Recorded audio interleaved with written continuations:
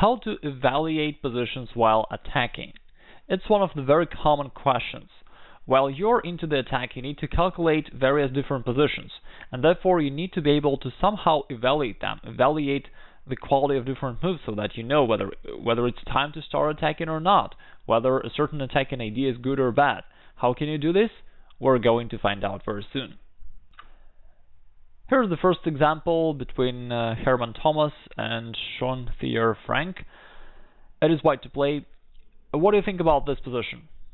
Like, is it favorable for white or for black, or maybe it's equal or unclear position? What do you think?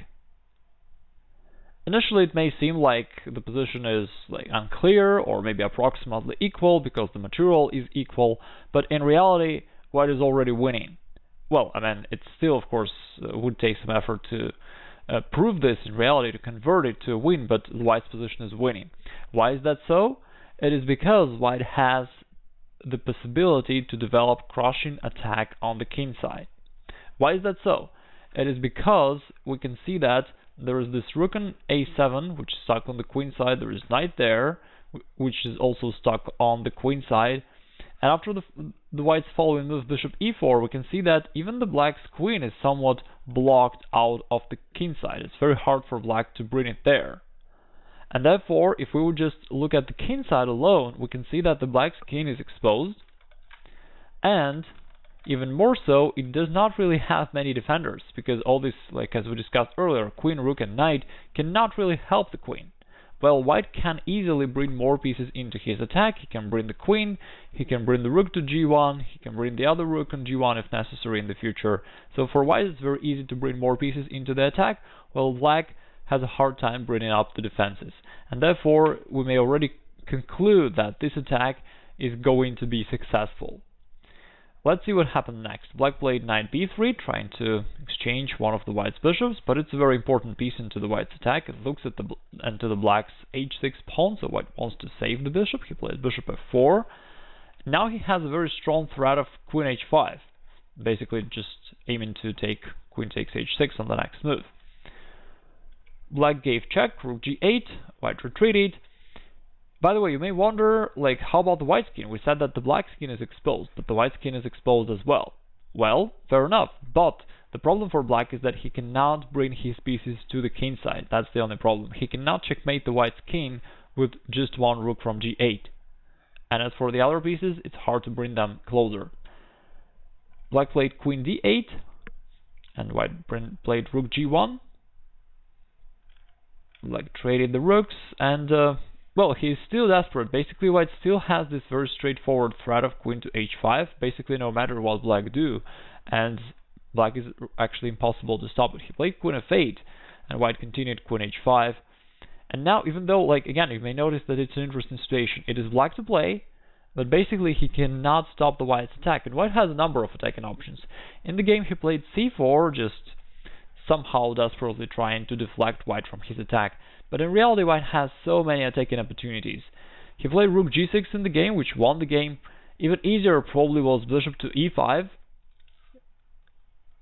trying to remove this bishop from f6 and make it possible for white to push the pawn forward, like bishop takes c5, pawn to f6 check, king h8, and queen f5. And now black is defenseless against queen to h7 checkmate. Once again, notice that in the final position, still black has that rook on a7 and knight on b3, which cannot help the black skin, and that is the reason why the white's attack was so powerful. As you can see, if you understand these general strategies, it becomes easier for you to evaluate positions. It becomes easier to know when to attack and when it's too early to do this, because you don't have to calculate all the variations.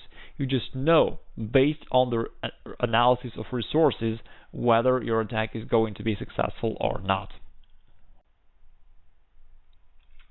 The next game is between Fink and Alokhin. It's white to play.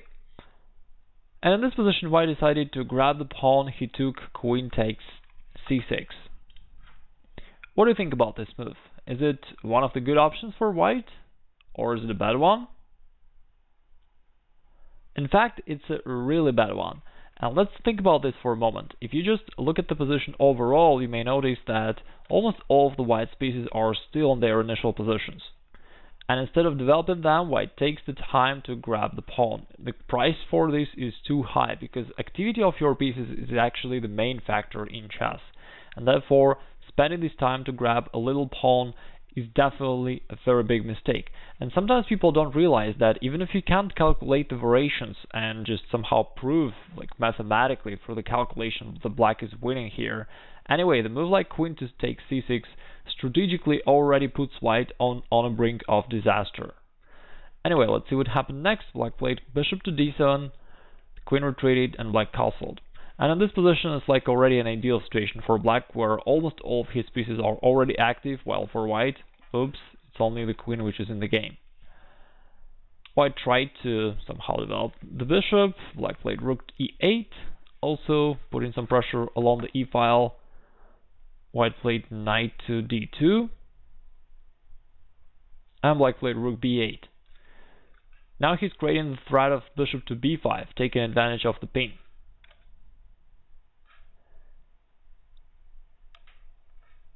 And in this position, white somehow played pawn to a4.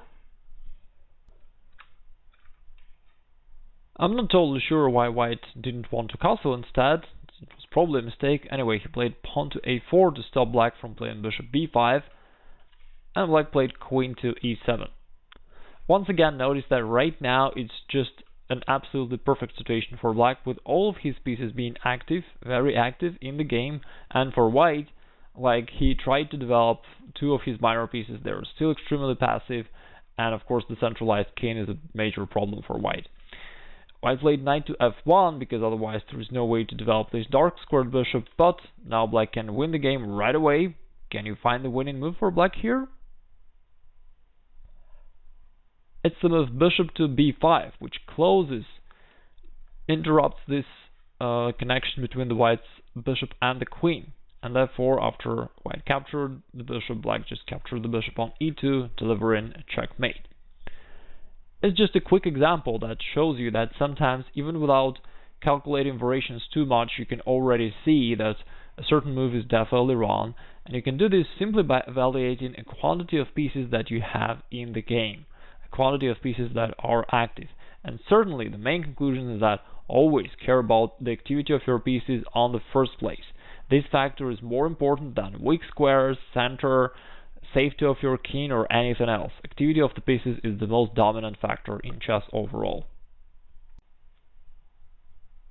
The last example of this lesson, the game between Bezold and White's king. It's black to play. In this position, there is an opportunity for black to sacrifice an exchange here on h3, even though the consequences are very unclear. Let's just take a look what may happen if black tries to start an attack by this sacrifice. Let's say black takes there, white may recapture, black recaptures with a queen, and right now he's threatening queen h1 check, but it's certainly not all that easy because white can play queen f3 to cover that square. And what can black do now? If black just plays check queen h2, well, the white's king simply retreats on f1 and there is no continuation for the black's attack. Otherwise, it's not very clear what else can black do here, and it may seem like this sacrifice just does not work for black, because again, there is no forcing continuation for the black's attack. But there is one general idea that you may use. You may calculate the quantity of pieces on the king side, on the side of your attack. If you focus your attention on a king side alone, and simply calculate the quantity of pieces there, you can see that black has 3 pieces, queen, rook, and knight, versus white's single queen, which means that on the side of your attack you have decisive advantage in the forces, and that is a clear sign that your attack should probably be successful. This is a very simple method, so feel free to use it in all of your games and all of your calculations. Before starting your attack on a king side or a queen side, just compare the quantity of pieces of yours and of your opponent on this area of the board. And black just continued. He played knight to g4, bringing the knight closer to the area of the attack. White played queen g2, trying to kick away the black's queen, so black retreated, queen h5, white played rook c1, and it may seem like, there is nothing that black can do here, but he played knight h2. Again, in order to attack, we just need to move forward and bring our pieces closer to the opponent's king. And the idea of black here is that if white just tries doing something, like anything, b5 or any other move, black has a pretty interesting checkmating idea. He's gonna play queen to e2 to cover that f1 square so that the white's king cannot escape there, and after that, on the next move, to play knight f3 check, and it's almost a checkmate. White would have to give up his queen. Quite interesting checkmating position, and again, it only happens because black has so much more pieces on the king side. Noticing this, on the previous move, instead of b5, white decided to play g4, giving the pawn. Black just captured that pawn, white played pawn to b5, and black simply came back to his initial idea. He played knight h2, after white took on c6. It may seem like white is succeeding on the queen side, but black just realizes his plan persistently. He plays queen a2, and even though white grabbed some pawns on the queen side, there is actually nothing he can do versus the black's very simple threat, knight to f3 checkmate.